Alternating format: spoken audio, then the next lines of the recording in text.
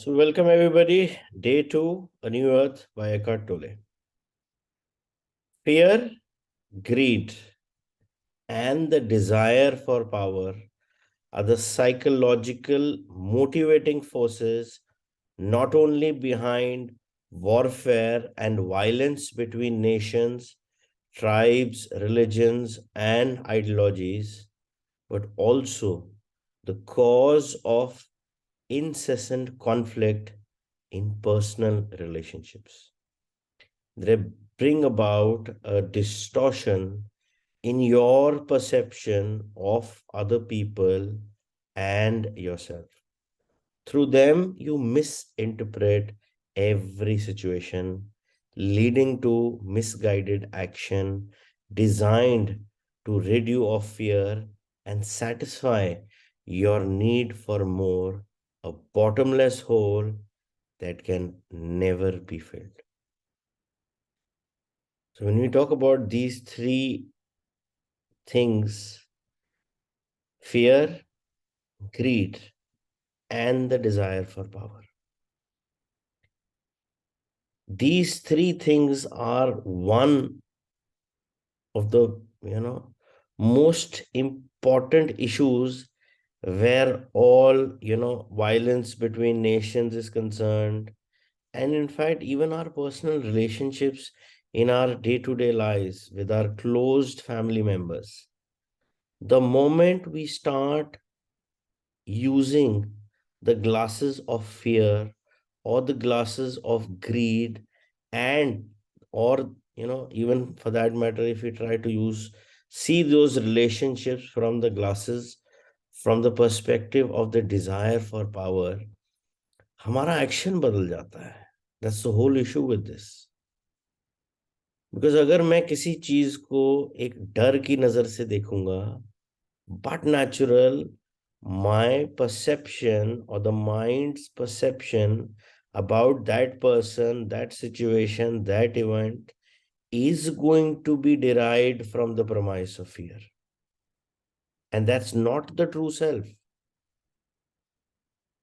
In fact, if we decode what exactly is fear, FEAR, it's a false evidence which is appearing to be real. It's not the reality. There is a probability that what you're thinking or what you're fearful of will happen or not happen. But वो हम इतना strongly उस fair के grip में आ जाते हैं of an event which is there in the future, and not necessary that it's going to be the way we are perceiving things, it the way we are perceiving it to be, but we are so engulfed with that fear कि हमारा reaction ही बदल जाता है.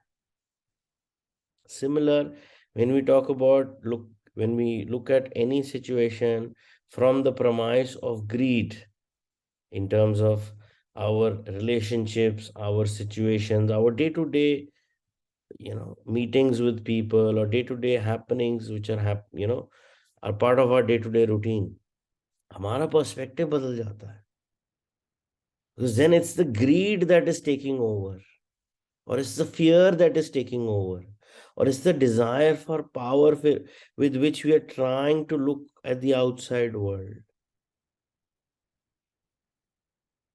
It is important to realize, however, that fear, greed, and the desire for power are not the dysfunction that we are speaking of, but are themselves created by the dysfunction, which is a deep seated collective delusion that lies within the mind of each human beings. A number of spiritual teachings tell us to let go of fear and desire, but those spiritual practices are usually unsuccessful. They haven't gone to the root of the dysfunction. Fear, greed, and the desire for power are not the ultimate causal factors. Trying to become a good or better human being sounds like a commendable and a high minded thing to do. Yet it is an endeavor you cannot ultimately succeed in unless there is a shift in your consciousness. This is because it is still part of the same dysfunction, a more subtle and rarefied form of self enhancement, of desire for more, and a strengthening of one's conceptual identity, one's self image. You do not become good by trying to be good, but by finding the goodness that is already within you and allowing the goodness to emerge. But it can only emerge if something fundamental changes in your state of consciousness. The history of communism, originally inspired by noble ideals, clearly illustrates what happens when people attempt to change external reality, create a new earth without any prior change in their inner reality, their state of consciousness. They make plans without taking into account the blueprint for dysfunction that every human being carries within, and that's the ego. So जो भी ये fear, greed या desire for power है, this is basically coming from the fact that anything and everything that we are seeking for is an outside experience. We're trying to find something.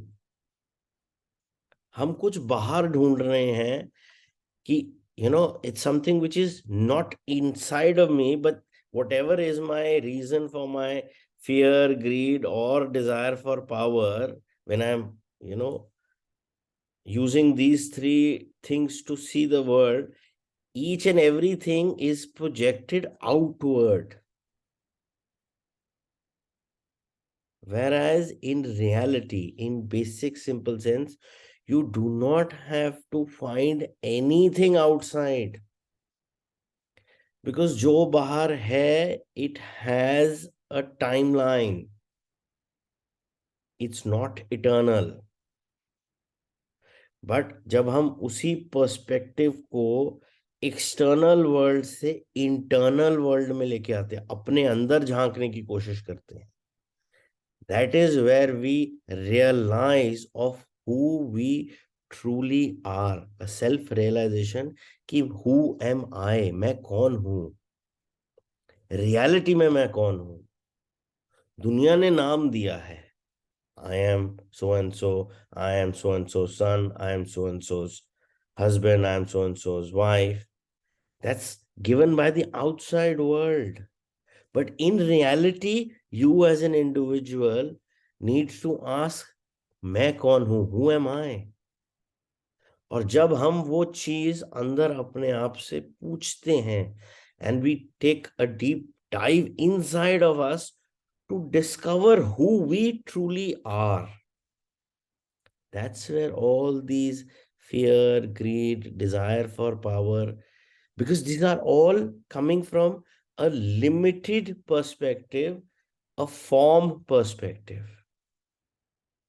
कि मैं ज्यादा power कर लूंगा तो people will, you know, look up to me. If I get more money, then I will be talked about as a very rich man or a rich woman.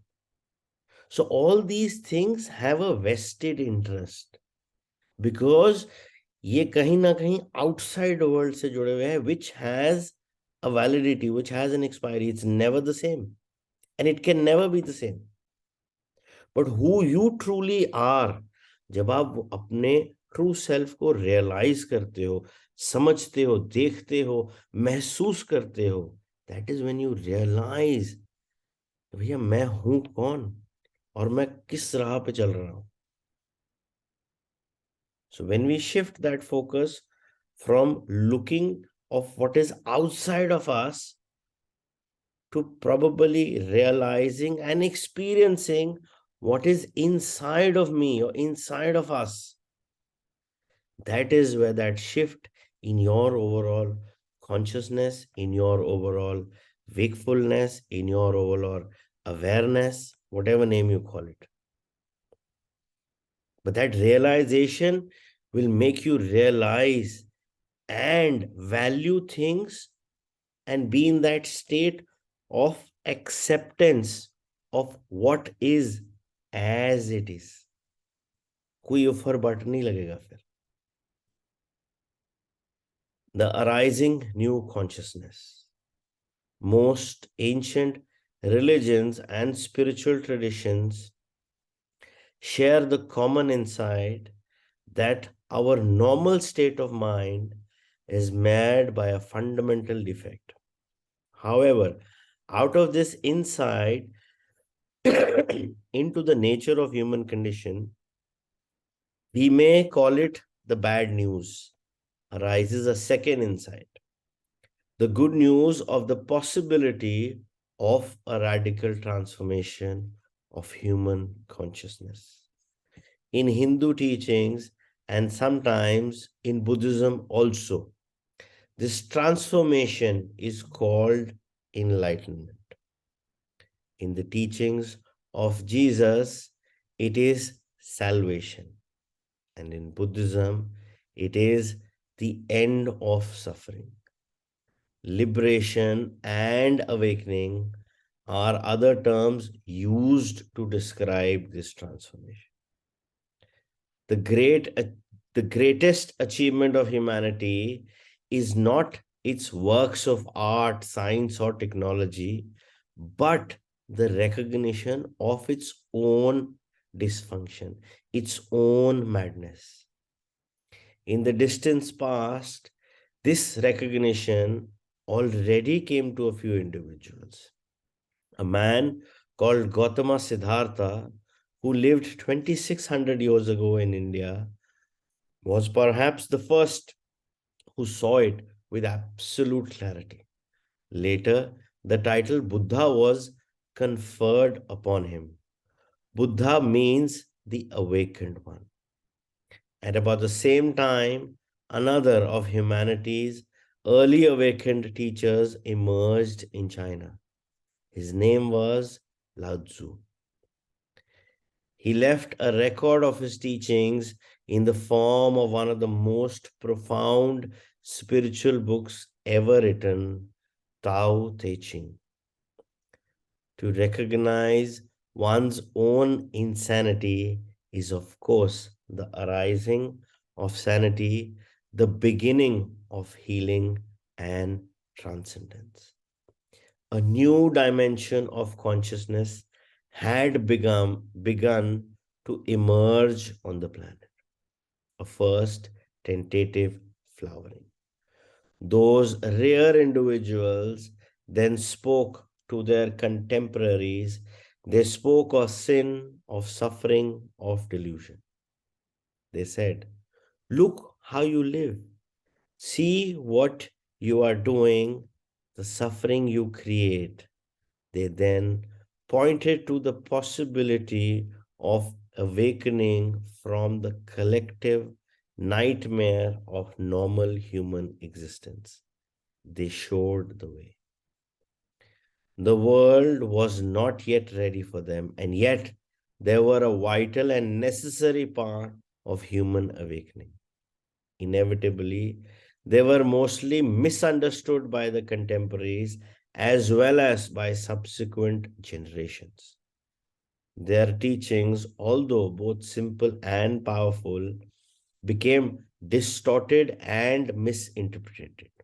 In some cases, even as they were recorded in writing by their disciples. Over the centuries, many things were added that had nothing to do with the original teachings, but were reflections of a fundamental misunderstanding. Some of the teachers were ridiculed, reviled, or killed. Others came to be worshipped as gods. Teachings that pointed the way beyond the dysfunction of the human mind, the way out of the collective insanity, were distorted and became themselves part of the insanity. And so religions to a large extent, became diverse rather than unifying forces. Instead of bringing about an ending of violence and hatred through a realization of the fundamental oneness of all life, they brought more violence and hatred, more divisions between people, as well as between different religions and even within the same religion. They became ideologies, belief systems people could identify with, and so use them to enhance their false sense of self. Through them, they could make themselves right and others wrong, and thus define their identity through their enemies, the others, the non believers or wrong believers, who not infrequently they saw themselves justified in killing. Man made God in his own image. The eternal, the infinite, the unnameable was reduced to a mental idol that you had to believe in and worship as my God or our God. And yet, in spite of all the insane deeds perpetrated in the name of religion, the truth to which they point still shines at their core. It still shines, however, dimly through layers upon layers of distortion and misinterpretation. It is unlikely, however, that you will be able to perceive it there unless you have at least already had a glimpse of that truth within yourself. Throughout history, there have always been rare individuals who experienced a shift in consciousness and so realized within themselves that toward which all religions point to describe that non conceptual truth. They then used the conceptual framework of their own religion. And it's very important to note that it's mainly because of these religious authorities, religious institutions, that all the sufferings in the world actually started to multiply. It's very funny to note because it's the religion that gave in that this is good and this is bad. Whereas the question is, if everything is created by God, we are all God's creations, where does the right and wrong come in? अगर मेरे को आपको पूरे इस दुनिया को भगवान ने ही बनाया है, that's what we believe in, or some energy, almighty, universe, whatever name you want to give it. But if it's that perfect creation, then why is it that we are getting into the good and bad? And especially these religious institutions took this concept of good or bad, which is nothing but the perception of an individual mind. Because any kind of a judgment, is this good, is this bad, is not from the universe. And it's not the truth. Because each and everything that is true here on planet Earth is a fact. Reality is always factual. But all kinds of judgments are nothing but perception of the mind.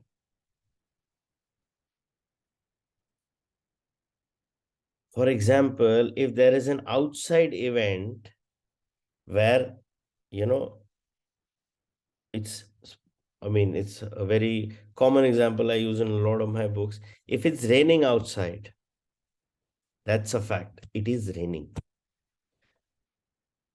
And I love to dance in the rain. So as for me, the rain is good. Whereas if there is another person, say probably one of my colleagues, He has to go for a very important meeting. And suddenly this thought comes to him, it's raining outside, there'll be too much traffic, too much water clogging on the road, and damn it, I'll get late for my meeting. This rain is bad. Is there anything about the rain? It is just raining. Good, bad, right, wrong are perceptions of individual minds. That's the whole concept where religions took this judgment part or the perception part of the mind and played games with everybody around. ये अच्छा है, ये बुरा है. This is right, this is wrong. Whereas reality says it is as it is. Any kind of judgment, any kind of labeling, good, bad, right, wrong, is nothing but a mere perception of our individual mind. And not necessary, it's going to be the same for everybody. If we all have a similar belief system, a similar belief pattern, yes, we will resonate that, yes, I resonate that this is something as good. But anything that is coming with the labeling is nothing but a perception of an individual mind. And this is where the religion took all these things and broke it down into good, bad, and where the human got confused. आज भी हर बंदा यही सोच के चल रहा है, क्या मैं ठीक कर रहा हूं, क्या मैं बुरा कर रहा हूं, is this right, is this wrong? Why are we judging our own self? Because the religions and these religious institutes have instilled inside our DNA belief system that everything in life is about right or wrong, and it is not about reality. It's just a perception of the mind. I remember there was this quote I really liked, and probably I liked it because I was the one who came up with it. So I remember, in childhood, we used to hear stories: half glass empty, half glass full, pessimistic, optimistic. So I was just wondering, and I said, I mean, it's just water. आधा भरा है या आधा खाली है is a perception or a perspective of the mind. सो कब मैं इस आधा भरा और आधे खाली से खाली इसमें आ गया कि एक पानी है, that was a strong realization for me as an individual. So we need to realize these things, that the clarity of getting towards who we truly are is to go beyond what our mind perceives it to be, and is to actually, in the first step, get out of this thought process of judging ourselves, right or wrong, good or bad, and judging others around us, right or wrong, good or bad. It is as it is. Through some of those men and women, schools or movements developed within all major religions that represented not only a rediscovery, but in some cases, an intensification of the light of the original teaching.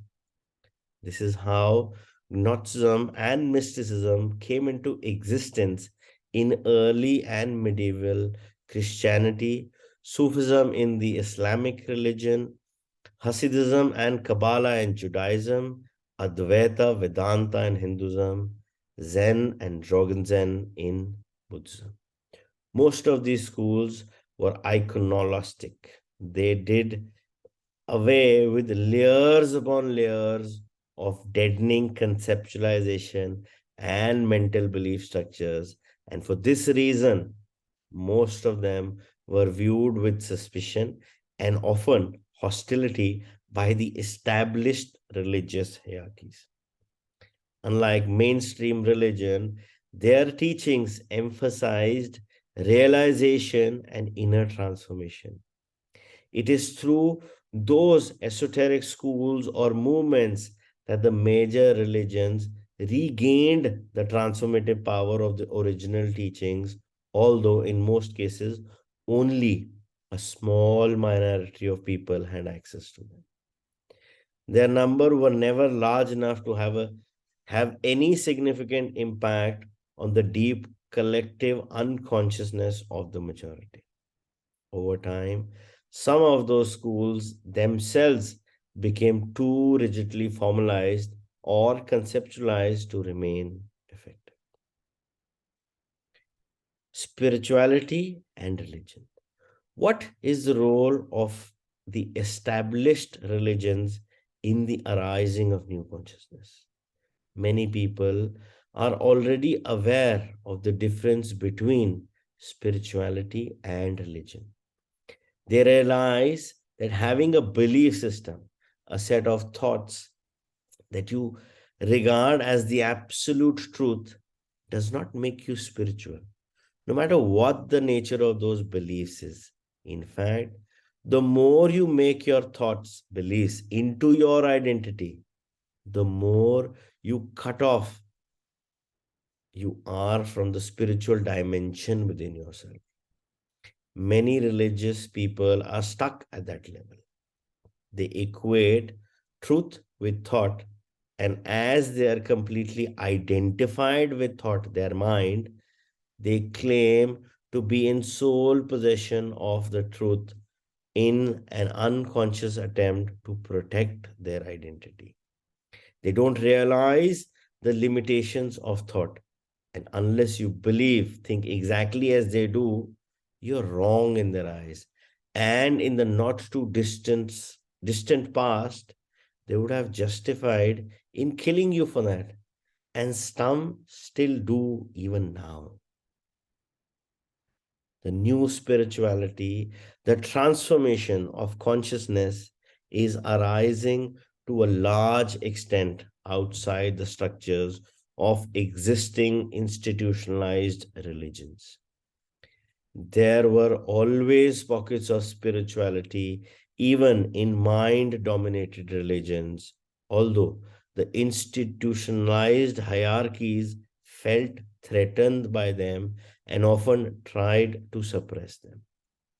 A large scale opening of spirituality outside of the religious structures is an entirely new development. In the past, this would have been inconceivable, especially in the West, the most mind dominated of all cultures, where the Christian church had a virtual franchisee on spirituality. You couldn't just stand up and give a spiritual talk or publish a spiritual book unless you were sanctioned by the church. And if you were not, they would quickly silence you. But now, even with certain churches and religions, there are signs of change.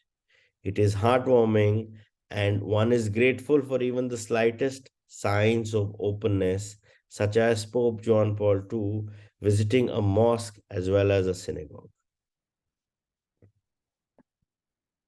The whole concept of who we are right now. I mean, if we talk about everybody who's here in this group or in your life itself, we as a human being, we as a spiritual being are nothing but a set of belief system and belief patterns with a lot of conditioning and programming.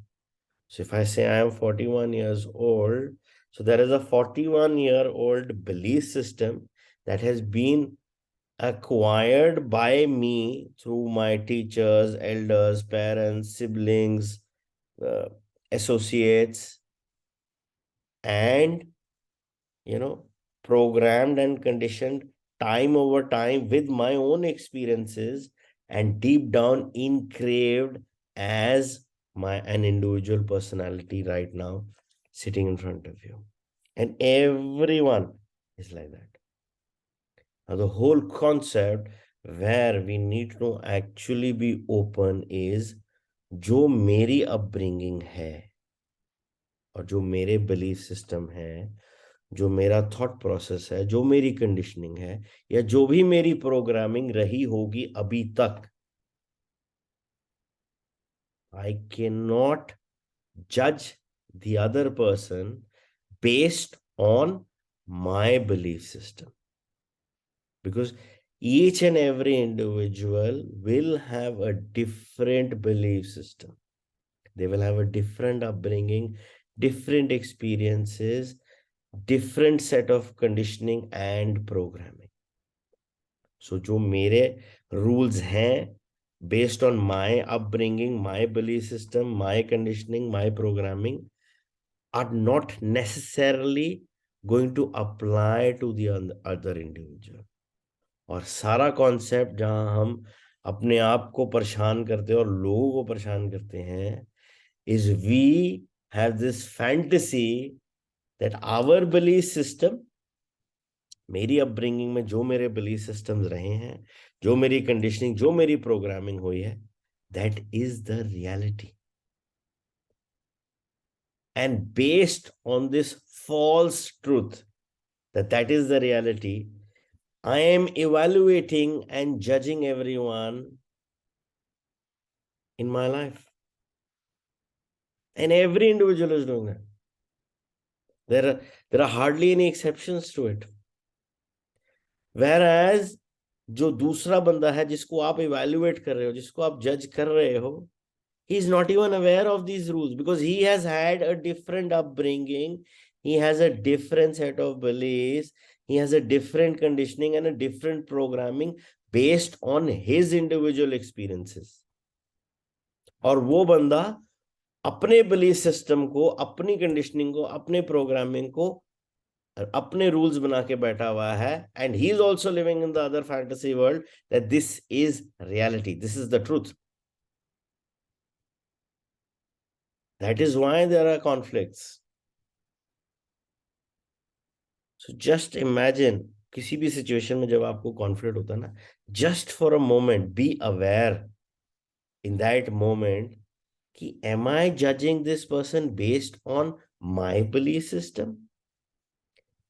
Am I evaluating this person based on my conditioning, my programming? That's an individual experience. That is not reality. That is why it is called a belief system, not a real system. Because reality does not give judgment. Reality, or we talk about history, it's all factual, fact-based. Judgment, labeling is all part of the human mind. It's the perception of the mind at play, or it's the evil, egoistic mind at play. So next time, where you are expecting certain person to behave the way you want, you are thinking that the other person should react or respond as per your set of conditioning and rules and regulations, just be aware these are your individual rules, because that's a part of your reality. But that's not the ultimate truth. The ultimate truth is factual. Laws are the ultimate reality. You have law of gravity, law of Newton's law, whatever law we talk about, which they have been proven, they are real. हमारा belief, हमारी conditioning, हमारी programming सारा हमारा ही है. और आधी दुनिया को क्या, काफी लोगों, मतलब 97%, 99% लोगों को पता भी नहीं है कि मेरे माइंड में क्या है, या मैं अगर किसी को एवेल्युएट कर रहा हूं तो मैं कौन से अपना बिलीफ सिस्टम का रूल निकाल रहा हूं. Because that's an individualistic perspective based on my upbringing, and that's similar to everybody around you. So stop judging and evaluating people based on your set of rules. That's you, that's your individual thing, that's a belief system. Be open. Religions ने यही पकड़ा था, ये हमारे धर्म के साथ से ठीक नहीं है.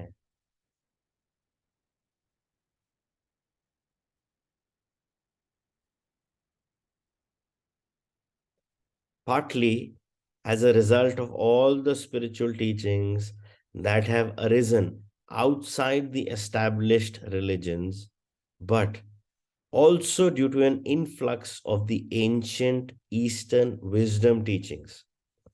A growing number of followers of traditional religions are able to let go of identification with form, dogma, and rigid belief systems and discover the original depth that is hidden within their own spiritual traditions at the same time as they discover the depth within themselves. They realize that how spiritual you are has nothing to do with what you believe, but everything to do with your state of consciousness. This, in turn, determines how you act in the world and interact with others. Those unable to look beyond form become even more deeply entrenched in their beliefs, that is to say, in their mind. We are witnessing not only an unprecedented influx of consciousness at this time, but also an entrenchment and intensification of the ego. Some religious institutions will be open to the new consciousness, others will harden their doctrinal positions and become part of all those other man made structures through which the collective ego will defend itself and fight back. Some churches, sects, cults, or religious movements are basically collective egoic entities as rigidly identified with their mental positions as the followers of any political ideology that is closed to any alternative interpretation of reality. But the ego is destined to dissolve, and all its ossified structures, whether they be religious or other institutions, corporations, or governments, will disintegrate from within, no matter how deeply entrenched they appear to be. The most rigid structures, the most impervious to change, will collapse first. This has already happened in the case of Soviet communism. How deeply entrenched, how solid and monolithic it appeared, and yet within a few years it disintegrated from within. No one foresaw this. All were taken by surprise. There are many more such surprises in store for us. The urgency of transformation.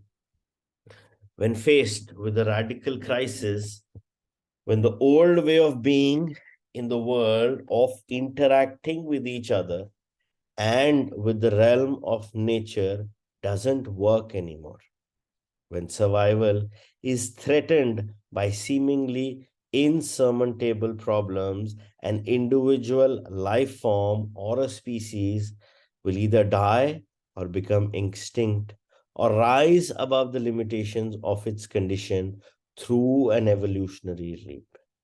It is believed that the life forms on this planet first evolved in the sea. When there were no animals yet to be found on land, the sea was already teeming with life. Then, at some point, one of the sea creatures must have started to venture onto dry land. It would perhaps crawl a few inches at first, then, exhausted by the enormous gravitational pull of the planet, it would return to the water. When gravity is almost non existent and where it could live with much greater ease. And then it tried again and again and again and would much later would adapt to life on land, grow feet instead of fins, develop lungs instead of gills. It seems unlikely that a species would venture into such an alien environment and undergo an evolutionary transformation unless it was compelled to do so by some crisis situation. There may have been a large sea area that got cut off from the main ocean, where the water gradually receded over thousands of years, forcing fish to leave their habitat and evolve. Responding to a radical crisis that threatens our very survival, This is humanity's challenge now. The dysfunction of the egoic human mind, recognized already more than 2,500 years ago by the ancient wisdom teachers and now magnified through science and technology, is for the first time threatening the survival of the planet. Until very recently, the transformation of human consciousness, also pointed to by the ancient teachers, was no more than a possibility realized by a few rare individuals here and there, irrespective of cultural or religious background.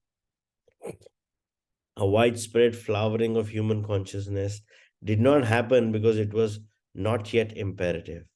A significant portion of Earth's population will soon recognize, if they haven't already done so, that humanity is now faced with a stark choice: evolve or die. A still relatively small but rapidly growing percentage of humanity is already experiencing within themselves the breakup of the old egoic mind patterns and the emergence of a new dimensions of consciousness. So this all evolution, or this, this area where everybody is talking about spirituality, everybody is talking about meditation, is actually the need of the hour. Because the mind, or the egoistic state of the mind, is so dominant in so many individuals that, it's like it's the fate at its end. Because now everybody is now thinking of one word which matters the most. It's not your bank balance. It's not how many friends you have. It's not what car you drive, or it's not how big is your house. What matters is how peaceful you are with what is happening around you, with your life, with your business, with your relationships, with your money, whatever, wherever and wherever you are in any phase of life. At the end of the day, what matters now for a lot of individuals, especially after post COVID, is a realization: am I peaceful? It's not even about happiness anymore. It's more to do a lot with peace with what is there around you. So, in better words, is peace and bliss with what is as it is. What is arising now is not a new belief system, a new religion, spiritual ideology, or mythology. We are coming to the end not only of mythologies but also of ideologies and belief systems. The change goes deeper than the content of your mind, deeper than your thoughts. In fact, at the heart of the new consciousness is the transcendence of thought, the newfound ability of rising above thought, of realizing a dimension within yourself that is infinitely more vast than thought. You then no longer derive your identity, your sense of who you are, from the incessant stream of thinking that in the old consciousness you take to be yourself. What a liberation to realize that the voice in my head is not who am I. Who am I then? The one who sees that, the awareness that is prior to the thought, the space in which the thought or the emotion or sense perception happens. Ego is no more than this identification with form, which primarily means thought forms. If evil has any reality, it has a relative, not an absolute reality. This is also its definition: complete identification with form, physical forms, thought forms, emotional forms. This results in a total unawareness of my connectedness with the whole, my intrinsic oneness with every other as well as with the source. This forgetfulness is original sin, suffering, delusion. When this delusion of utter separateness underlies and governs whatever I think, say, or do, what kind of world do I create? To find the answer to this, observe how humans relate to each other, read a history book, or watch the news on television tonight. If the structures of the human mind remain unchanged, we will always end up recreating fundamentally the same world, the same evils, the same dysfunction. So यहाँ पे एक बहुत बड़ा एक question है, is to basically ask the voice in my head. So there is a constant chatter that happens at the back of your head, at this part. So if you are the one who's witnessing or listening to that voice, makes you ask a question. If I am listening to the voice, क्या वो voice मेरी है? Because in a usual conversation, there is one person who talks and the other person listens. So if you are not speaking, but you are listening to that voice at the back of your brain, तो voice किसकी है? And the answer to that question is that what you're listening to is the voice of your mind. It's not you. You are the one who is listening to your mind. So that constant chatterbox is your mind speaking, and you as a soul is listening to that voice. It's a conversation in which the mind is speaking and you, the soul, is listening. So you and your mind are two separate things. और जो हम उस voice को इतना तवज्जो देते हैं, इतना इंपॉर्टेंस देते हैं कि ये तो मेरी आवाज है, that's not the reality, because that's your mind speaking. But as a soul, you are an observant listener of what the mind is saying. Similarly, when you talk about that who's this is your body. This is not you. So that realization of the fact that I am listening to my mind and I am using this body is a realization we need to have in order to realize who we truly are. Because who we truly are is listening to the mind and has this body in the physical form. But these two are separate and they are not who you truly are. A new heaven and a new earth. The inspiration for the title of this book came from a Bible prophecy that seems more applicable now than any other time in human history.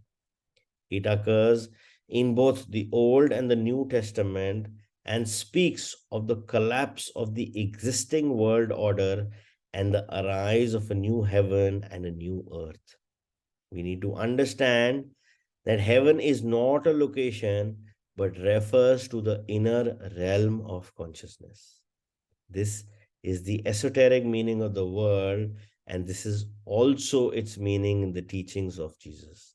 Earth, on the other hand, is the outer manifestation in form, which is always a reflection of the inner.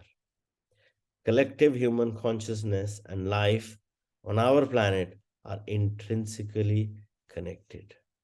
A new heaven is the emergence of a transformed state of human consciousness, and a new earth is its reflection in the physical realm. Since human life and human consciousness are intrinsically one with the life of the planet, as the old consciousness dissolves, there are bound to be synchronistic geographic and climatic natural upheavals in many parts of the planet, some of which we are already witnessing.